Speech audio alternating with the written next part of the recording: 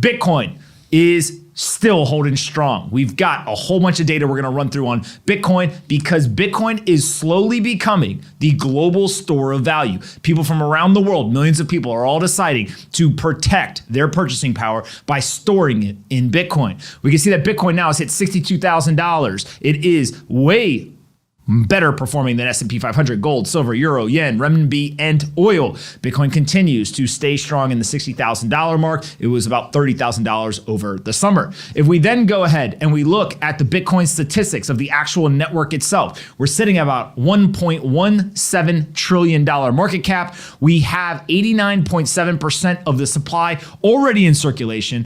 And of course, the Bitcoin settlement volume, $18.8 billion settled on chain, not on exchanges, only on-chain settlement volume of 18.8 billion. If you look at that $1.17 trillion market cap, that means about 1.5% of all Bitcoin in circulation has traded hands and settled on-chain in the last 24 hours.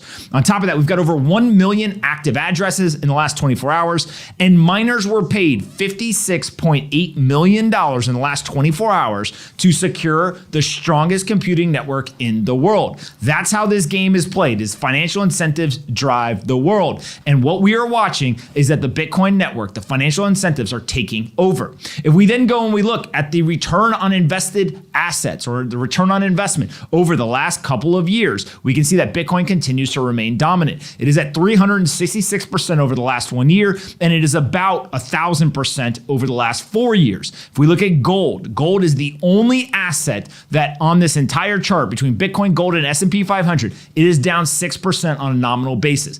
Investors around the world dropped gold and picked up Bitcoin. Gold is down double digits on a real return basis with over 5% inflation. Pretty freaking crazy.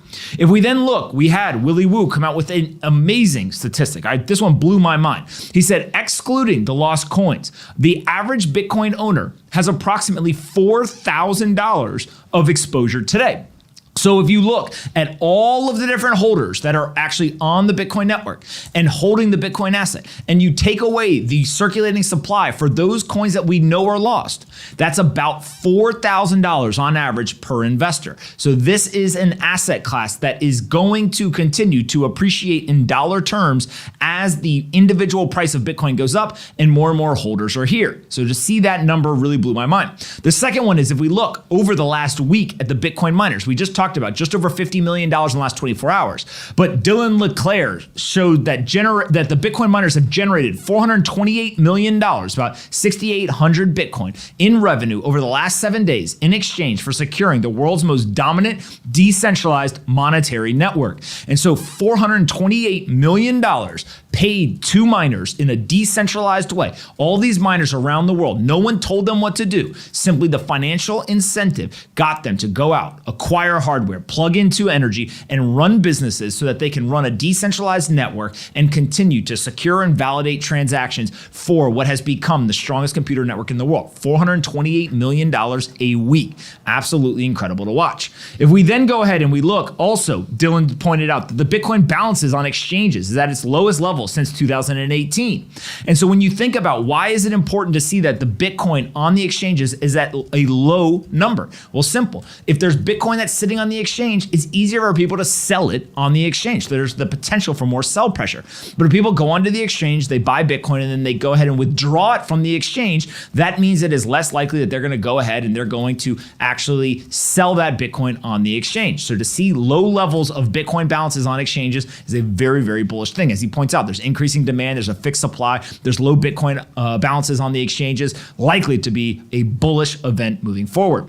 And then last but not least, the Lightning Network continues to be on an absolute tear. The Lightning Network capacity is now hitting an all-time high yesterday of 3,138 Bitcoin on the Lightning Network. And so when we start to see, going all the way back to the end of September, there has just been a tear.